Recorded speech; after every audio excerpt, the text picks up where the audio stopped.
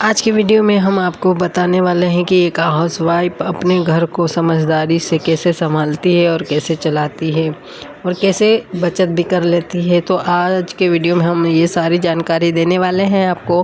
Video पसंद आए तो वीडियो को लाइक शेयर, चैनल को सब्सक्राइब ज़रूर करिएगा। वीडियो बहुत ही महत्वपूर्ण है, तो आप वीडियो को ज़रूर देखिएगा पूरा। और चलिए हम ज़्यादा वक्त न गवाते हुए वीडियो को शुरू करते हैं। उम्मीद है आप लोगों को वीडियो पसंद आए और ये जो 10 पॉइंट हम बता रहे हैं उन्हें अपने जीवन में अमल ज़रूर करिएगा और इनसे आप काफ़ी फ़ायदा उठा सकते हैं और भारी बदलाव अपने जीवन में महसूस कर सकते हैं। तो चलिए, घर का बजट कैसे संभालना है आपको। आय के अनुसार खर्च तय करना है आपको। पहले तो बेवजह की खरीदी नहीं करना है आपको। आय के अनुसार से मतलब ये है कि आपकी सैलरी कितनी आ रही है उसके हिसाब से आपको एक बजट बना लेना है कि हाँ, आपको इसमें से कितना बचाना है और कितना खर्च करना है। और देखिए, जो खर्च आता है घर का वो तो रुक नहीं सकता है, लेकिन जो हम बेवजह की शॉपिंग करते हैं ना, उससे हमें बचना चाहिए। जो ज़रूरी है, हाँ, जिसके बिना काम नहीं चल रहा है तो वो तो हमको ख़रीदना ही पड़ेगा। लेकिन जो ज़रूरी नहीं है आजकल, मतलब उसको कहीं कभी भी खरीद सकते हैं, तो उसको हम बाद के लिए रख देंगे कि हाँ, इसका अभी काम नहीं है, इसके बिना कोई काम अटक नहीं रहा है हमारा, तो हम उसे रख देंगे अभी। मतलब ये है कि बाद में ख़रीद लेंगे, बाद के ऊपर छोड़ देंगे। और दूसरी बात यह है कि रसोई का रखरखाव कैसा रखना है आपको।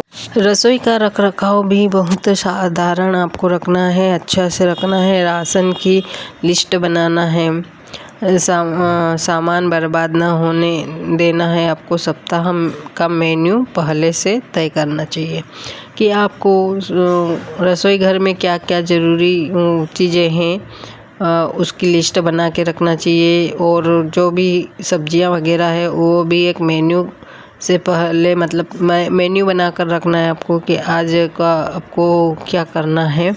और सामान अधिक से अधिक मतलब ये है कि बर्बाद ना हो सके, और इनका बारे में सब सोचना चाहिए। क्योंकि हम क्या करते हैं ना कि सब्जियां ज़्यादा ले लेते हैं और फिर ध्यान नहीं देते, आज ये बना लिया कल वो बना लिया और सब्ज़ी ख़राब हो जाती है। तो सब्ज़ी भी आप ज़्यादा न ले, मतलब समय के अनुसार 1 या 2 सब्ज़ी रखें, जैसे कि उसको पहले यूज़ कर ली फिर और ले लें। इकट्ठी लाने से क्या होता है ना, उसका रखरखाव थोड़ा सा अलग हो जाता है, तो वह पड़ी ही रह जाती है, सूख जाती है, तो कभी ख़राब हो जाती है, तो कभी ऐसे हो जाती है। तो इसलिए आपको पहले से सोच के रखना है कि ये सब्ज़ी लेना है तो इसको ज़्यादा दिन तक नहीं रहने देना है, तो उस हिसाब से आपको लेना चाहिए सब्जियां।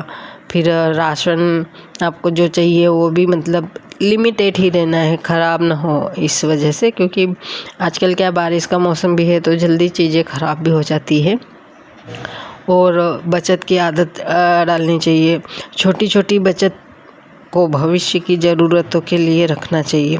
हम क्या करते हैं कि पैसा है तो पैसे को, मतलब ये है कि पैसा है तो ये भी ख़रीद लेते हैं, वो भी भले वो कुछ काम की नहीं है। जैसे घर में ला लिए, ले लिए, उसके बाद उसको रख दिया कोने में कहीं, उसके तरफ देखते भी नहीं, तो वो भी पैसा वेस्ट करने का एक तरीका होता है। इसलिए हम ये फालतू चीज़ें नहीं खरीदेंगे और बचत करेंगे। और अपने बच्चों को भी सिखाएंगे कि ये ऐसी गलती ना करें कि ये भी ले ले वो भी ले ले। दुकान पे जाते हैं तो देखिए, वहाँ पर जाएंगे तो आपको बहुत सारी आकर्षक करने वाली चीज़ें मिलेगी बच्चों के लिए, हमारे लिए कुछ भी। तो हम जिसका यूज़ नहीं होता है उसको भी हम खरीद लेते हैं, तो ये इन चीज़ों से हमें बचना चाहिए। नंबर 4 पर आता है, पति की कमाई की कद्र करना चाहिए। कमाई कितनी भी हो, खर्च सोच समझ कर करना चाहिए हमको। पति की कमाई का कद्र करने से मतलब ये है कि हमें उसको कहाँ खर्च करना है, कितना खर्च करना है, ये सब सोच समझ कर हमें करना चाहिए। ऐसे नहीं कि बस इतना पैसा आ रहा है ये उड़ा दिया वो उड़ा दिया। 1 महीने का मतलब सैलरी आती है, उसको 15 दिन में ही हम ख़त्म कर देंगे, तो ऐसा नहीं करना चाहिए। और ऐसा अगर करते भी है तो वो क्या है, हमारे मतलब बचत करने के बजाय उल्टा कर्जे में हम डूब जाएंगे। इसलिए हमें सोच समझ कर पैसा खर्च करना चाहिए। 5 पे आता है बच्चों की ज़रूरत और चाहत में फर्क समझाना।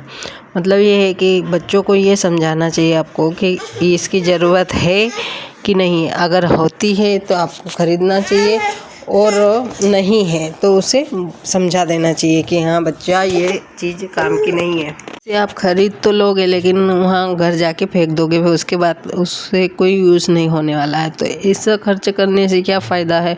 इनको मतलब बच्चों को ये अंतर समझाना चाहिए कि कौन सी चीज़ आपको ख़रीदना है, कौन सी नहीं ख़रीदना है। तो ये बच्चों को समझाना ज़रूर चाहिए। नंबर 6 पे आता है घर में प्यार और सम्मान बनाए रखना। छोटी छोटी बातों को बड़ा विवाद न बनने देना और परिवार में घुल मिल कर रहना चाहिए। इसका मतलब ये है कि आप छोटी छोटी बातों पर घर में बड़ी बड़ी लड़ाई झगड़े हो जाते हैं, परिवार से अपने मन की बात नहीं करते हैं। तो मतलब हमको परिवार में जो भी बात करनी है खुल के करना चाहिए। ऐसे नहीं कि हम मन में रखेंगे। मन में अगर कोई बात रखती है, मतलब हम रखते हैं, तो उसमें कभी न कभी झगड़ा होता ही है। जो भी हो बोल दो पहले स्पष्ट, क्या है क्या नहीं है। ऐसा भी नहीं कि हम कोई ये करना है तो उल्टा काम, मतलब नहीं, ये ऑर्डर टाइप नहीं होना चाहिए। क्योंकि बोलते कि नहीं मुझे ये चीज़ चाहिए तो चाहिए, कहीं से भी लाओ, कैसे भी लाओ। जैसे अधिकतर पति से झगड़ा करती हैं औरतें कि नहीं मुझे ये चाहिए तो चाहिए, आप कहाँ से लाओ, मुझे नहीं उससे मतलब है, मुझे ये चीज़ चाहिए। तो हमें इस टाइप से भी नहीं बात करनी चाहिए। हमें घर को लेकर चलना चाहिए कि क्या चीज़ सही है और क्या नहीं है। उसमें हमने भी समझदारी रखनी चाहिए कि हमें क्या करना चाहिए। और अगर जिस बात से घर में झगड़े का मतलब वातावरण बन रहा है तो उसे हमें छोड़ देना चाहिए। नंबर 7 पे आता है मुश्किल समय के लिए तैयार रहना चाहिए। कुछ पैसा अस्पताल आपातकालीन ज़रूरतों के लिए अलग रखना चाहिए। क्योंकि देखिए मुसीबत मतलब ये है कि पैसा हमारे पास हमेशा रहेगा। मतलब हम बचत करने की आदत डालेंगे, पैसा अगर रहता है हमारे पास तो कुछ भी परेशानी आई, क्योंकि क्या है आजकल कुछ भी बता के तो नहीं होता है हमारे साथ। कुछ भी अगर होता है ऐसा तो हमें उस समय के लिए पैसा बचा के रखना चाहिए, ताकि उस समय इमरजेंसी में हमें किसी के सामने हाथ ना फैलाना पड़े। इसलिए हमें उस समय के लिए पैसा बचा के रखना चाहिए, ज़रूर से ज़रूर। और उसके बाद आपको 8 नंबर पे आता है घर के काम की योजना बनाना चाहिए। हर काम अकेले करने के बजाय परिवार के सदस्यों की मदद लेना चाहिए। हम औरतें क्या करते हैं, ये सब मैं कर लूँगी, रहने दे, आप मत करिए, ऐसा नहीं, ये नहीं होता है। अगर आपको लग रहा है कि ये काम हमसे नहीं होगा तो आप किसी को भी बोल सकते हैं कि ये काम में हमारा हाथ बटा दीजिए, हम अकेले नहीं कर पाएंगे, आप भी कर दीजिए। क्योंकि हम अगर ऐसा करेंगे तो सामने वाला एक ऐसा है ना, कई फ़ायदा भी उठाता है कि सब कर लेंगे, हमको क्या करना है, हम आराम करते हैं। अगर घर में परिवार में सदस्य ज़्यादा है तो आप अकेले ही मजदूर नहीं बनिएगा। आप बता सकते हैं कि हाँ आप भी हमारी सपोर्ट करिएगा कि ये काम जल्दी से हो जाए और अच्छे से हो जाए। क्योंकि हम जिस काम को 1 घंटे में करेंगे, अगर आप 2 जन रहेंगे तो उस काम को जल्दी से कर पाएंगे। इसलिए हमें अगर हमारे घर में कोई लेडीज़ है तो उससे मदद ले सकते हैं। और अपने अगर हम मतलब पति पत्नी रहते हैं तो पति को भी बता सकते हैं, उनके लायक जो काम हो तो उनको बता सकते हैं कि आप ये करिए, हम तब तक ये, क्योंकि बच्चे भी संभालने रहते हैं, छोटे बच्चे रहते हैं, तो आप ये अपने पति से भी बात कर सकती है। और समझदारी से ही मतलब घर चलता है। कोई एक संभाले तो उससे नहीं होने वाला है, तो आप अपने पति से इस बारे में बात कर सकती है। नंबर 9 पे है अपनी पहचान और आत्मनिर्भरता बनाए रखना। ये है कि घर संभालने के साथ साथ अपनी रुचि, हुनर या काम को भी समय देना चाहिए। आजकल क्या है ना, औरतें शादी हो गई है तो घर बार में ऐसे लग जाती है जैसे कि उनके कुछ नहीं करना है। अब क्या है, शादी हो गई, अब घर संभालो, बच्चों को संभालो, नहीं, इससे काम नहीं चलता। अपने अगर आपके पास हुनर है तो उस हुनर का फ़ायदा उठाना चाहिए। जिस काम में आपको रुचि है उस काम को करना चाहिए। अपना एक पहचान बना के रखनी चाहिए, आत्मनिर्भरता। क्योंकि हम आत्मनिर्भर नहीं होंगे तो हम किसी के हाथ फैला सकते हैं। इसलिए हमें आत्मनिर्भर होना चाहिए ताकि समय पे मतलब कि कभी भी किसी के सामने हमको हाथ ना फैलाना पड़े।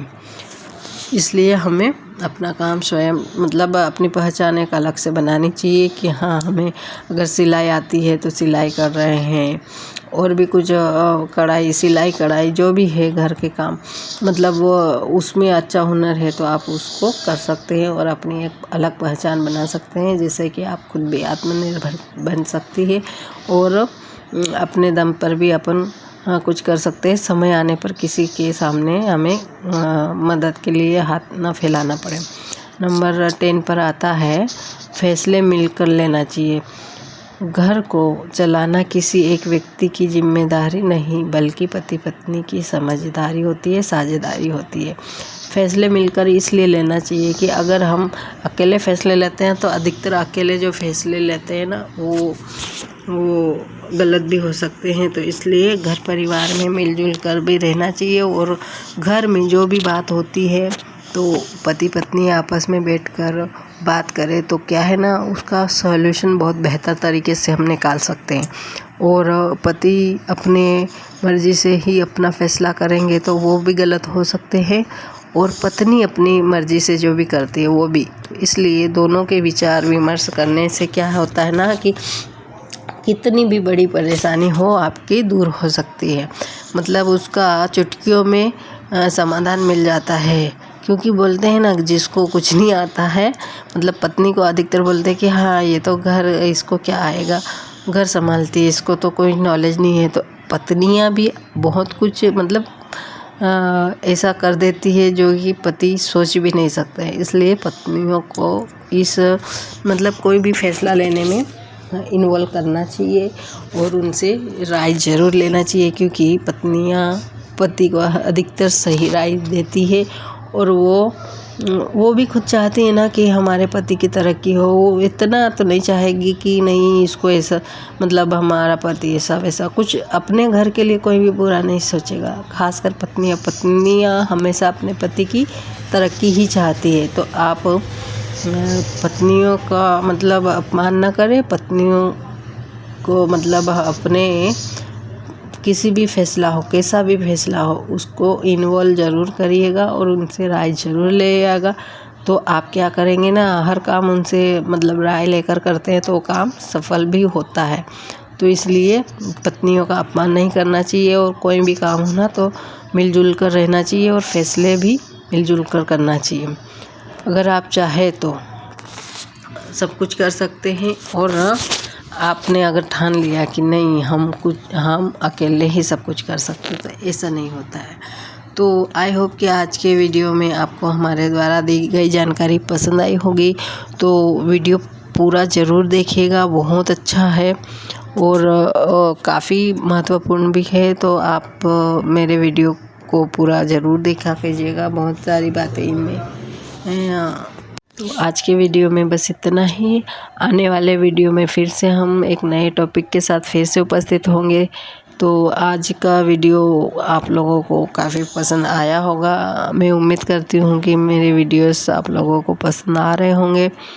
तो चलिए आज और हम इस वीडियो को यहीं पर एंड करना चाहेंगे, और आप कमेंट में ज़रूर बताइएगा कि आपको वो वीडियो कैसा लगा और हमारे द्वारा दी गई जानकारी आपके लिए यूज़फुल है कि नहीं। कौन सी बात आपको ज़्यादा अच्छी लगी हमारे वीडियो में, तो आप वीडियो में देखें और जो बात अच्छी लगे, जो भी टिप्स आपको अच्छी लगे वो कमेंट्स में ज़रूर बताइएगा। हमें आपके कमेंट्स का इंतज़ार रहेगा।